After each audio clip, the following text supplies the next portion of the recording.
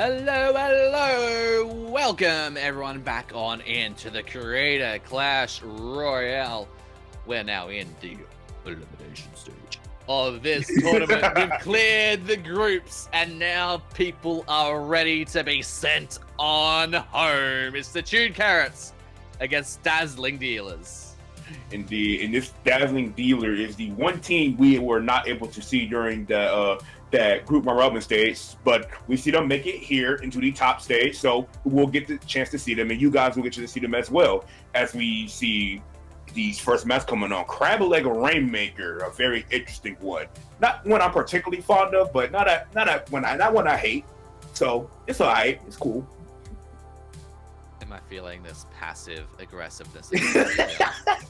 If you want passive aggressive, it's Mahi-Mahi Resort Zones, and it's not because it's not because it's a bad stage. It's because my team sucks at it because of our cup. We can never win on Mahi zones, never, ever. It's what happens if you have an octobrush on your team. Okay. Well, we can talk all about that in just a second after we get into this game, as we're about to go straight on into this first game of the set. Crableg Capital Rainmaker Chewed Carrots against the Dazzling Dealers. Indeed, so we're going to see these guys come out here. I expect to see some form of range come out for both these teams, and indeed I was right. Oh my goodness, what a comp coming out there for the side of Dazzling Gleamers, pulling out that pencil, that splash with the crab tank, and that machine Neo for the Zuka, and then a bubbler with the Junior. So a lot of paint to their name, and they do make up for the lack of range with that pencil. So it was they pull out there. But is that a big swing? Is that double vac? That is the big swig coming on out, popping that Rainmaker shield, giving them a lot of turf to play on with. As Jacore there with the big swig, they're looking at just maybe using what a big swig is good at, gaining ink, taking home paint, using the ink storm to their advantage. But Bipedal Orca over there with the crab tank, looking at maybe doing some damage, but the ink vac shot is gonna go and cancel that on home. They see Jacore there with the big swim, but they get the splats there as Vapor picks up the Rainmaker and slides it straight on in to the first checkpoint. And they even managed to get the jump over there, starting to take control of Dazzling Dealer's plat. Look, what a funky comp coming out here that Chewed Carrots, but you can see it's working very well there. Almost the vacuum is Vapor with that, but they didn't do that. Just a splash with the line, and it goes down as well into the Junior. This could be the game. It's over. Oh, wow. Oh, my. They went and sent that on home as they took themselves over into game number 1, straight on into a knockout. Man, you talk about not seeing a team on stream. They were like, okay, first time on stream, let's shut the door on you. Get back off the stream because, Jesus Christ, that was very fast and interesting, especially with that comp. Bringing a big swing express of all things. Didn't expect I'll ever see that today. And with that vacuum ballpoint, by the way, they never used the vac. Well, I mean, for the Rainmaker purposes, they never used it for a push. They used it there, but not for the Rainmaker. And well, the Tetris just went in and did a lot of work with that big swing as well, just chipping and hitting everything, and just a lot of paint, a lot of control there, and surprisingly, it just won. Well, when you get that Rainmaker slam dunked at 1:15, do you really need an ink vac to help you get that? No, you really don't. No, you really don't. I'll tell you one thing though, you might need a little bit more help on here. It's Mahi zones. I'm not notorious for how hard it is to push back in sometimes. Well, not if you have a reef slider. Now you have a reef slider, you can just kind of just cheese his own. Yeah. You just kind of you gotta just do that, you know, that they give them the instant penalty. Swear, I can tell you how many times that happened to us during, we're like, oh yeah, we're about to win. Reef slider, we're just like, okay, bro. All right, man. All right. You got it. Takes it. Especially in overtime. Exactly. We wiped your team, but you gave us a 55-point penalty. So yeah, thank you for that. Like, it's super annoying. As we Bon see, appetit. Indeed. So I don't expect much of a cop chase coming out here. I expect to see these teams running the same thing, especially on their side. But we see a gold dynamo and a switch to the Zap, and we got the Octobrush with the Expulsure and the Clash Blast with the Tetris with a Reslider, as we talked about. And that's Zip Octobrush too. So they're going to have two kind of go-in specials. Yeah, and we're going to see Dazzling Dealer take first possession of the zone there, but they're not going to be hold it for very long, but maybe they'll be able to keep it a bit long as the Octobrush goes on down. But two players go down on the side of Dazzling Dealer. That's going to now allow Cheese Carrot. Cheese Carrot. That was so unnecessary. Maybe I should call them the Cheese Carrots as they take that Reslider, solidify their control of the zone there. But we're going to see... Oh, that's actually quite an interesting counter to the Super Chumps there. Splashdown, not the counterplay you generally see between those two specials there, as Dazzling Dealer takes back control of the zone. Yeah, as we are here on Mahi-Mahi, one thing to point out of the weapon choices is that Dynamo can do a lot of work, especially that Chew doesn't have a lot to do against the Hidden Shark. You're gonna get the kill on the Expo very easy. But the Splash Off still comes out. I hate that special. I hate that special so much. I swear. it makes like no! Oh, strike! We still can't swim. We still can't swim. In Splatoon 3, we still can't swim. And we also can't play the game because we got a DC. That does look like a DC, and that did happen before 50 points. That DC happened at 51 points. That's so unfortunate for Dazzling Dealer because they had a very good chance to hold a very good opening and just a lot of things going in their favor. And one thing I wanted to point out was that Junior is very, very strong on Mahi zones, and they could use that a lot to their advantage. Put the bubble up for the Dynamo and just get free chip, free space, and all of that. But that is highly unfortunate. Yes, it was. And, you know, just again, the DC straight at 51. Yeah. It's just like, oh, you had a second to spare with that one. Yeah, you did. And so Chew Carrot gets away with one there. So maybe they can change their approach here as DC rules. I'm sure that you follow the basic DC rules, meaning they got to come in with the same gear, same weapons, and all of that. You're not allowed to change anything. So maybe that they can fix their opening here a little bit for the side of Chew Carrots. Yeah, well, like now that they've, you know, having to see so much of the game and knowing what these players can maybe do here is like, you can really think about, like, have a really clear thing about what counterplay. Obviously, we can't counterplay weapons. You can't change your weapons between DCs, but you can,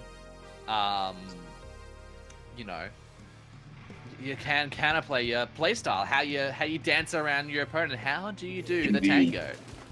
Yeah, indeed. There's a lot of different ways to do the tango. We will see the Senko coming out here. So I expect it will be the same, but that Junior is going to be the X factor here for the side of Dazzling Dealers, and then for the X-Ray for this entire set. That machine also as well can do a lot of chip onto those higher perch areas that anyone gets to sit up there, especially on an X-Box if it gets close. And we're going to see them take zone immediately, but the machine goes down immediately. So we're going to see control fall into your favor outside of Chew Carrot and take 3 down. Just Dynamo left alive. They got to move backwards. Indeed, pushing on up hard, killing them on forward. Chew Carrots really making the most of all the space that they've made for themselves there. Super Chumps is going to come on out from the Dazzling Dealers, but that's not going to do much onto the tower as Bipedal Orca is getting caught out by the Explo, and a Restarter is going to get one splat there, but then they're going to get taken on out. Pyrantide does have the Trizuka. Nothing's going to come out of that, unfortunately, as Alice heads on into the zone, sends an initial, in fact, counts it with the help of Elemental. And now they're looking at trying to give a bit more of a penalty. They're looking at holding it. Can they do it? No. They get the favor gets returned. Pyrantide getting that splat there onto Jokore, and Strike with the Tetris looking at trying to get a bit more pushing, trying to get forward. But, you know, with all the bomb spam coming their way, that's going to be difficult. Yeah, indeed, it's gonna be difficult. The Junior going down there is massive for inside two carriers, getting rid of their main pacer and main bomb spam as well. We see Power Knight just chipping pressure under the ledge. They're gonna have to jump out here. Kudo coming out. We'll see. So we'll come out here towards this left side most likely. But that reset has something to say about that. And that suction bomb right there is gonna help them take care of it. And they take two down here. It's just a bubble of the line, but the Junior goes down again. Their main pacer. The Church gonna come out to the zone, but it's not gonna be enough. They're gonna just go down. Elemental has to want to fight her on the left, but it's indeed faced with that Clash Visor and with the exposure shots. Prefer her to move in. Indeed, Chewed Carrots is such a dominant control of the zone. The Dazzling dealer able to give them that 60-point penalty. Splashdown also takes control of the zone straight back on in to their favor. I'm noticing that Chewed Carrots, they like to have the specials that just insta-cap the zone. Yeah, indeed, and they're going to insta-cap a lot here as well, especially against the comp as Dazzling dealers, because Dazzling dealers, all they gotta do is put their main weapons towards on the zone, and they get capped instantly. You can see it almost get neutralized there with the Junior just being alive itself, but the machine goes down. It's gonna be very hard to push it. The Junior cannot die here. The Junior goes down here. This might start a game, and the Junior indeed does go down here. That Splash is gonna go over the chump to get rid of him as well, and they gotta just rush the zone here. They have to, but they're too far away, and the members of Dazzling Dealer are possibly ready for them. It goes into neutral. Can they get it? Can they take control of the zone? They're dancing around. Explo's the only one left alive, and they do manage to get it. The Explo opting to jump on out there, giving Chewed Carrots a 49-point penalty. Yeah, indeed. I told you, all that Dazzling Dealers has to do for the zone is put their two main weapons, aka Zap Jr. and Adonamo. All they got to do is all simultaneously pick the zone. They can just paint over anything. But that Sparks are going to come down and just wreak havoc there. Going to be able to get a double there, as well as help assist with other kills as well. So we're going to see Chewed Carrots just have a little bit more front foot forward here. Yeah, you know, they're really starting to push up. They're really trying to make use of all the space, all the opportunities they have. Bipedal Orca, they do have the super jumps at the ready. Pop them on out. Oh, eyes to get them all over the zone, and they don't have a splashdown this time to cancel them out. Zone goes into neutral. Can this Dynamo find anything out of here? They are not going to be able to, as that is the KO and the game and the set going to the Chewed Carrots. Indeed. We talk about how they use Splasher for the chumps, but they didn't have it. So instead, their team is just shut them all down instantly with the stuff they had. And they set that splash down for the last hold, and they were able to just win it there. And we see a dominant victory coming out for the side of Chewed Carrots. Yeah, like you're seeing it, like them use all of these area effect specials just to constantly control the zone, constantly control the areas around the zone, and really making use of every single special and constant sub-aggression, like really using every single part of their kits, and that was really what Chewed Carrots did so well in that game. Yeah, indeed, and that's why they were able to pretty much take it back. Even when they lost the zone, they didn't falter at all. They didn't get nervous. They played their cards right. They knew their win condition. They knew their weapon strengths, and they played that very well, and that's why they came out on top, and they will be seeing in that winners finals. Indeed, so we'll see them very soon once we get the results between Elegant Emus and Board Base. We'll be moving on into the winners final. This was just the winners semi-final. We still got the winners final, and then we dive on into the losers bracket or the lower bracket. I'm trying to shift my mindset to calling it upper and lower, I think. I think it's a better way to call it than winners and losers. It's more optimistic. It's more optimistic. I'm not optimistic. It's winners and losers. You're losers because you lost. Like, it's just the truth, unfortunately. I think you can see our two different mentalities here. Yeah. One is coping. One is just straight facts. Straight facts, straightforward, not holding back, you know? Well, I can definitely give you a straight fact. We're going on a break now, and we'll be back in a few minutes. See you soon.